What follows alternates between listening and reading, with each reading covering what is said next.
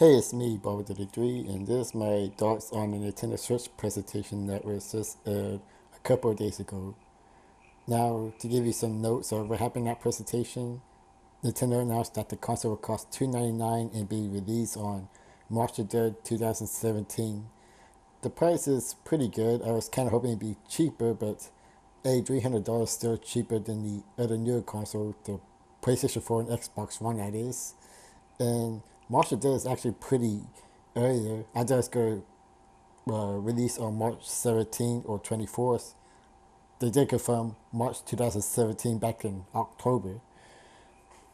But I have a feeling that even though the Nintendo Switch will most likely have a great start with some of the games they're going to have for launch, I think they're going to have a slow start like in the spring and maybe a little bit in the summer, mainly because of how much they didn't talk about the Nintendo Switch. At least throughout the year, they did mention a lot in this presentation. But to a casual audience, I think it's going to take them a while to catch on. As we all know, that the Nintendo Switch is also a portable device that you can take around with you. Nintendo gave an estimate of how powerful the battery life is, and this estimated around 2 to 6 hours. So I'm guessing if you play something like Skyrim or Yes and Soda, it'd be like 2 or 3 hours at best.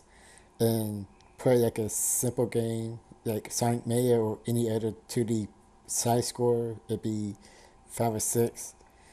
If the Nintendo Switch is going to be also the new portable device that they go on to, and discontinue the 3DS, I recommend that they make a portable version of it. What I mean by that is like just create the portable device that has a better battery power. Maybe call it the switch around.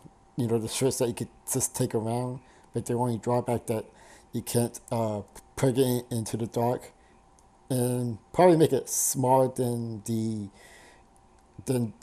switch that we saw. To make it more portable to take around with you. But hey, I'm getting too ahead of myself. Maybe they try something like that in 2018 or 2019.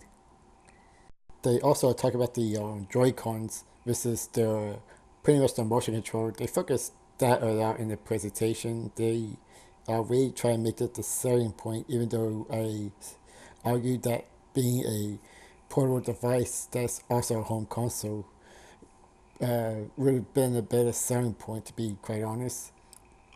I mean, motion controls aren't bad. It's just that only they had the same appeal like they did in the Wii, but they did show off some game for it, which I get to a little bit later. But I also want to mention that the screen that's on the Nintendo Switch is not a touchscreen for what I know. At least they didn't talk about the screen in the presentation. So I'm assuming it's no touchscreen. I don't see anything on the internet that indicates otherwise. But if I'm wrong, please correct me in the comments. But now onto the games themselves. First game to show off is 1-2 Switch, which is a collection of mini party that requires at least 2 or more players. Where I'm assuming you can have more players, but most of the game to show off is 2 players only.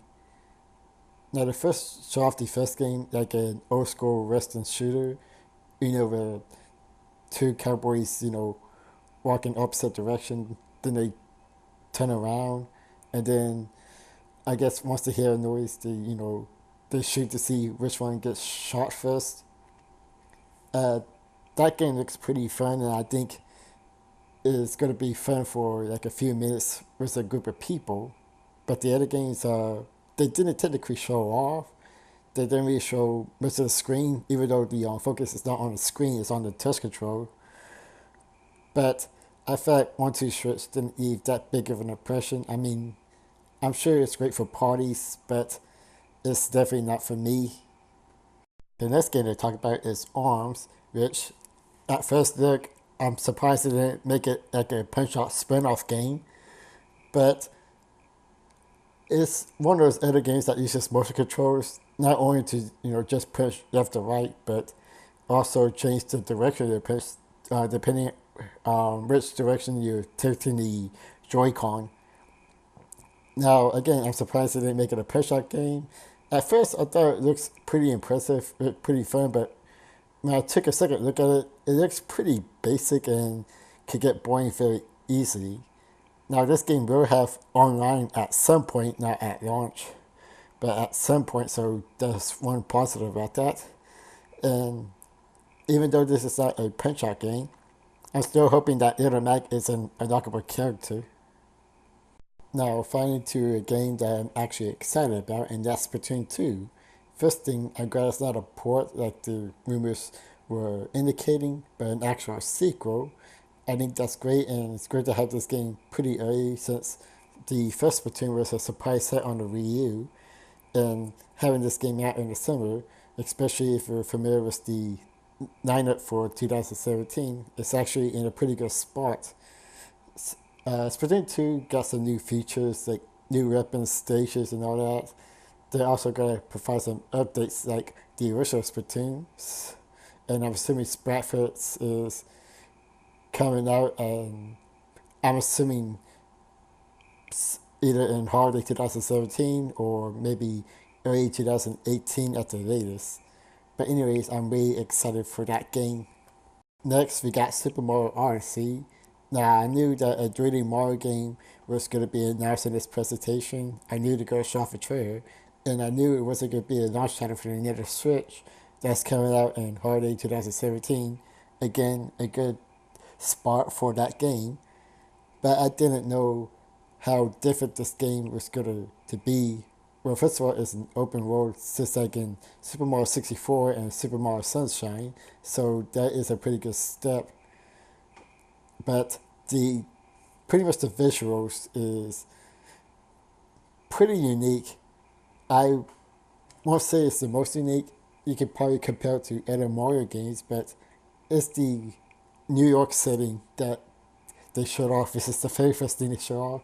It's Mario interacting with, well, maybe not interacting, but is around people who looks very normal compared to him.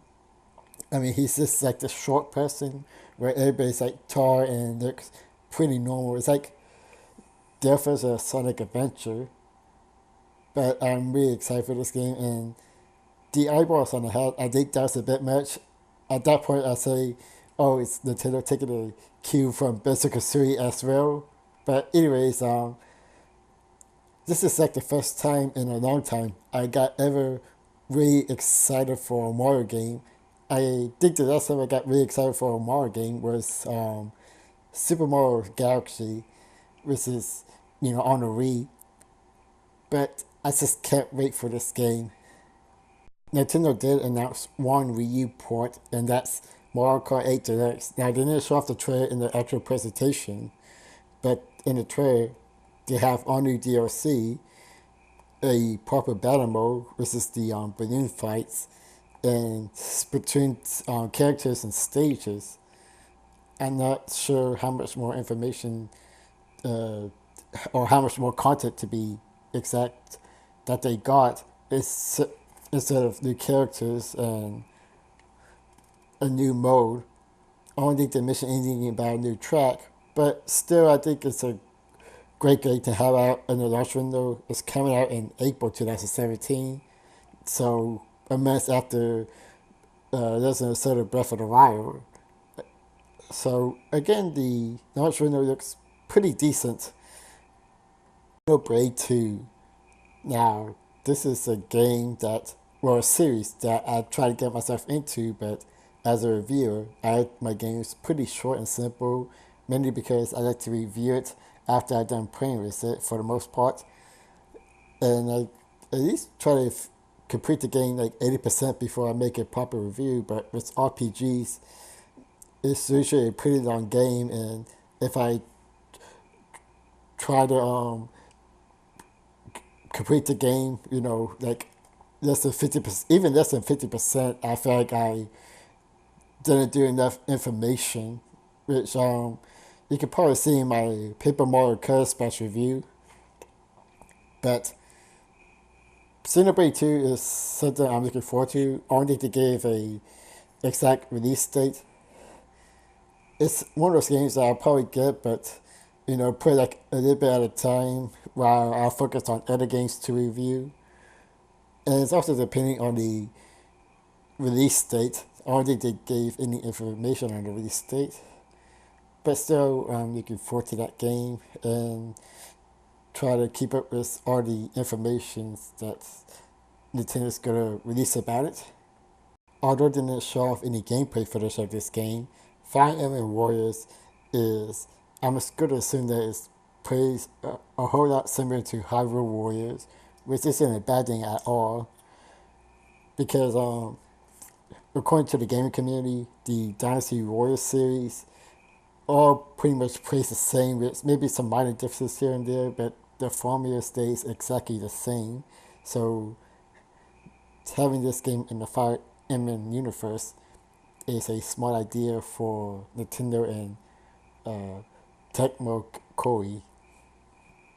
Now, I think having a sequel to Hyrule Warriors would probably detract some of the gaming community because it'd probably be pretty much the same as Hyrule Warriors. So Fire Emblem is the way to go. I just hope they at least do some things to separate it from Hyrule Warriors and not just make it like the same game with a different skin. The party games started with Dragon Quest 10 and 11. First of all, I think it's kind of weird to have a two sequels coming out. Well, I'm not sure it's coming out around the same time, but announced around the same time for sure. Now, these games, I'm pretty sure coming out for the PlayStation 4 as well, but it's great to know that the Nintendo Switch will be getting those games as well. I know the Dragon Quest series is pretty popular on the 3DS, so hopefully it can get the fans of the 3DS players to come over to the Switch and play those games.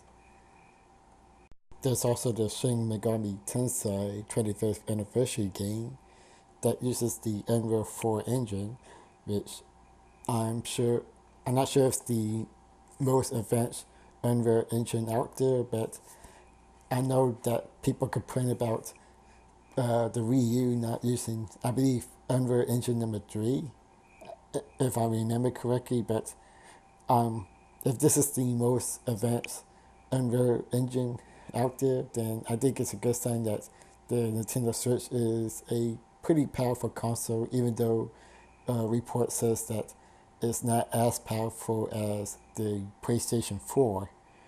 Now, as for the game itself, this is show off a trailer, no actual gameplay, and I'm sure fans are excited about this game. Next, we got Skyrim. They show off a bit more of that game, and they say in that press conference that this is the first time that Bethesda has ever made a game for Nintendo, which, well, it's not too surprising because Nintendo's console has always been underpowered compared to its competitors. But I'm also a bit surprised that Bethesda hasn't tried experimenting, at least on the Wii, which was a very popular console during that time. Just a little bit, like maybe not like an actual Skyrim game or Elder Scrolls, but maybe something new and different. But anyway, it's glad to have Bethesda making a Nintendo game for once, and I guess depending on the release date, I might get it. But it's one of those games that you need to spend plenty of time playing. But this one's more open world, so it's uh, I'm assuming less time consuming than RPGs. Well, in terms of how to progress through the story at least. But then again, I'm not familiar with the Elder Scrolls series, so I could be wrong. But anyways, it's great to have this game anyways. Now here's where the presentation got really interesting.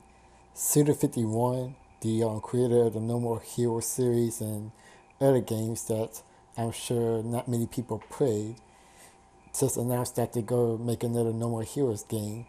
Now, they didn't confirm that it's a sequel or a prequel. They didn't, most people are calling it No More Heroes 3, but, well, the translator who translates all the Japanese only speakers had a hard time translating Suda 51's announcement.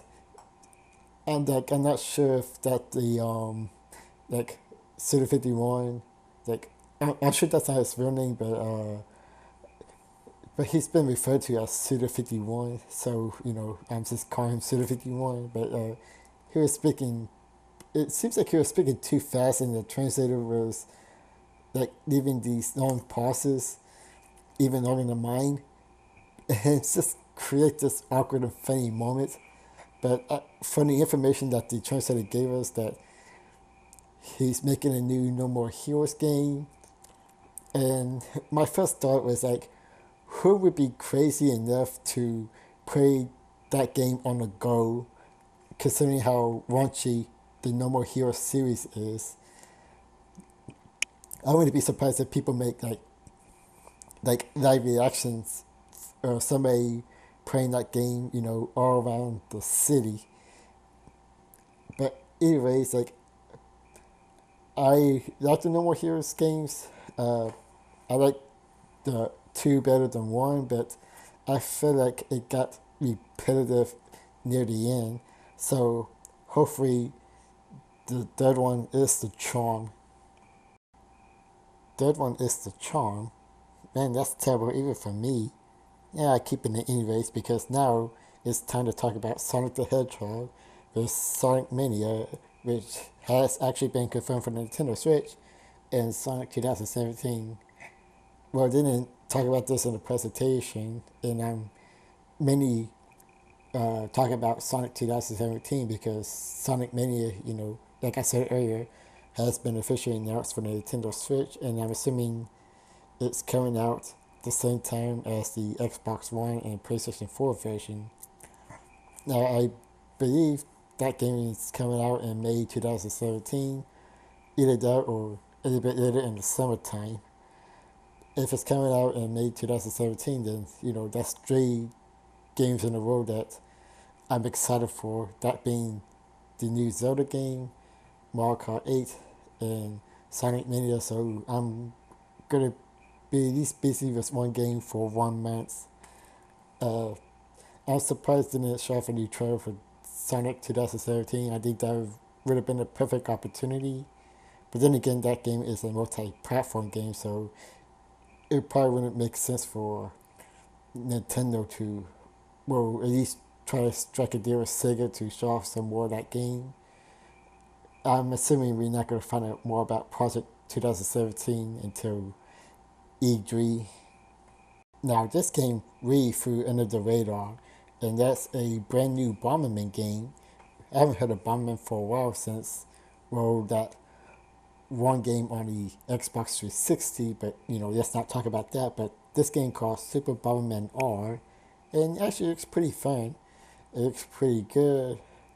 I wouldn't be surprised it was originally for the 3DS, because how simple it looks.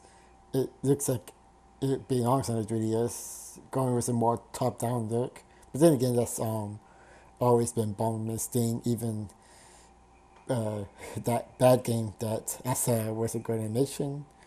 But I think Bomberman fan will rejoice, and I think that's actually gonna come out at launch, like at March the 3rd. So once I get done with Zelda, which was gonna be a while, or maybe I'll find a way to get some extra money to get that Bomberman game, because I don't know, I like Bomberman as a kid. I just never really followed the series, even on the Nintendo 64 days, which I heard the 3D games were pretty good. I really want to get back into Bomberman, and hopefully those games, the N64 games, will be released on the Virtual Console. Which is another thing I forgot to mention. They didn't talk about any Virtual Console games, which I feel like was a missed opportunity. But that's a discussion for another time, I suppose.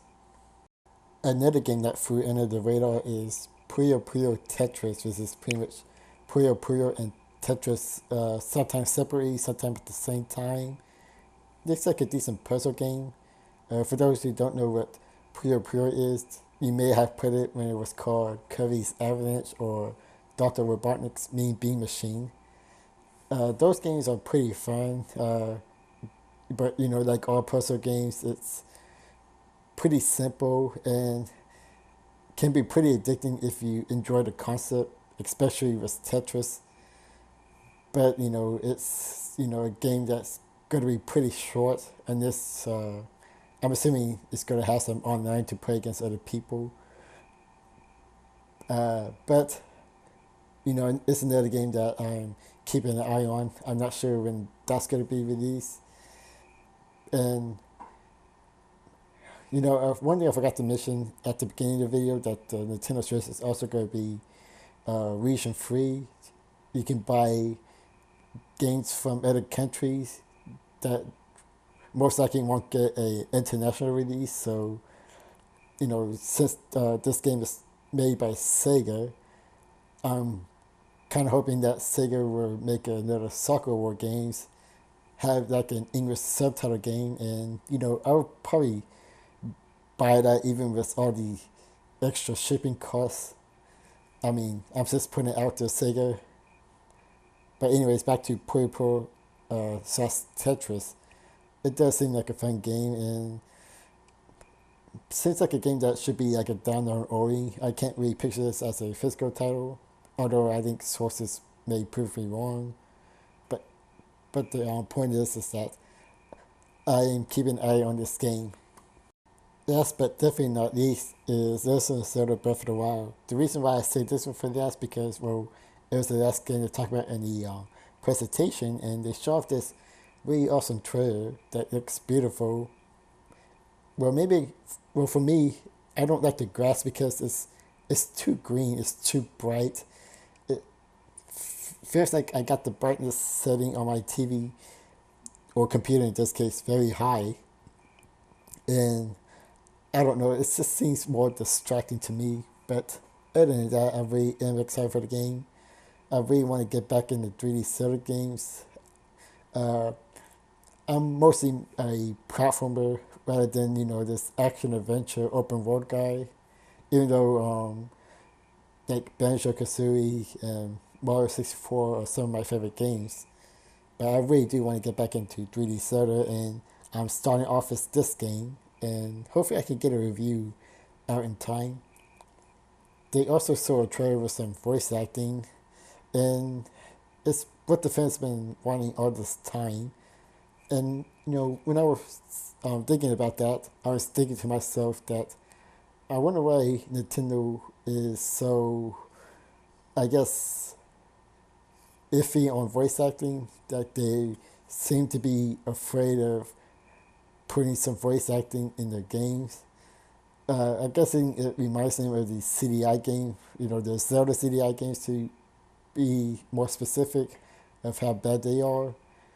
But then again, I was saying like, oh, that's back in the old days where voice acting was, well, it didn't seem too important to the gaming industry. It's just something, that was there. And, voice acting obviously got a lot better in video games. There's still some bad ones, but, there's also good performances. But then again, I just immediately thought about Metroid at the end, and it's like, okay, I don't blame Nintendo for being hesitant on putting voice acting on Zelda, but, we finally got it. And, even with or without the voice acting, the game's going to be great. I just know of it. So that's pretty much all for the presentation. I really liked it. As for, I'm excited for most of the games.